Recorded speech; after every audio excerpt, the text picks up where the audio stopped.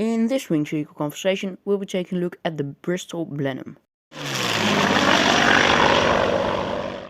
The Bristol Blenheim was a light bomber, but also flew under the designation of a heavy fighter.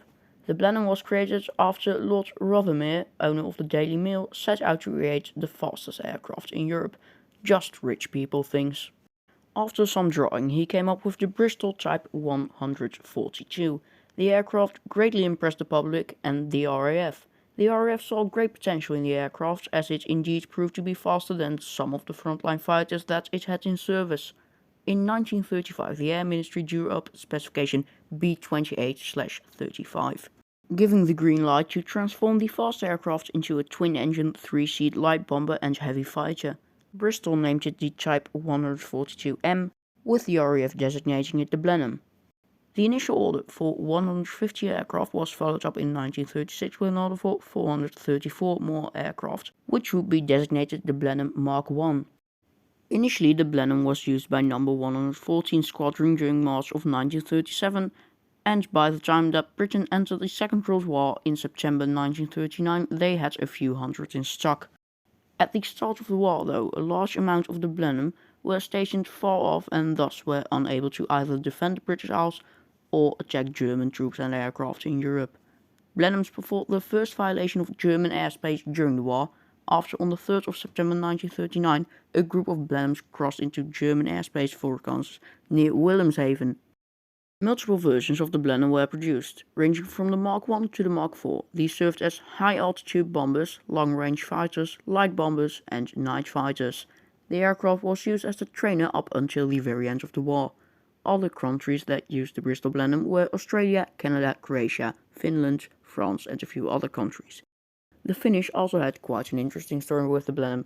I'll tell it in short. The aircraft served with the Finnish army during the Winter War and flew around 430 missions during this time. During the Continuation and Lapland War, it flew another 3,000 missions. After the war, Finland was prohibited from using bomber aircraft and put their Blenheims into storage in 1948. In 1951, the Finnish Air Force activated 5 Blenheims as target tugs, and the last Finnish Blenheim took off in 1958. Today, one original aircraft survives and can be found in Finland. Another one, a replica of the Blenheim, was created out of a Bolingbroke Mark I VT and painted to represent a Blenheim Mark IV. This aircraft also made an appearance in the movie Dunkirk. Now with that out of the way, let's take a look at the Bristol Blenheim in War Thunder. In War Thunder, the Blenheim Mark IV makes an appearance. It sits at rank 1 with a BR of 1.7. The aircraft has a crew of 3, one of which is the pilot, the other 2 man the 2 defensive turrets. The pilot is however not defenseless, as the aircraft is armed with one wing-mounted 7.7mm Browning machine gun with 500 rounds for emergency head-ons. The Blenheim can carry either 4 250-pound bombs or 2 500-pound bombs. I would not recommend taking this one out for aerialistic battles, as its bomb load is not enough to destroy even a single base. For bomber, the aircraft has a very decent turning speed, with the turning time being just 26 seconds. At an altitude of 4,000 meters, the aircraft has a max speed of 428 km an hour. With all this, the aircraft is quite a decent one for close air support, being very maneuverable, having good speed and good enough bombs to take out a few enemy ground vehicles. I hope you enjoyed this episode of Winged Vehicle Conversations. If you did, please consider leaving a like and maybe even subscribing. If you didn't, then of course don't.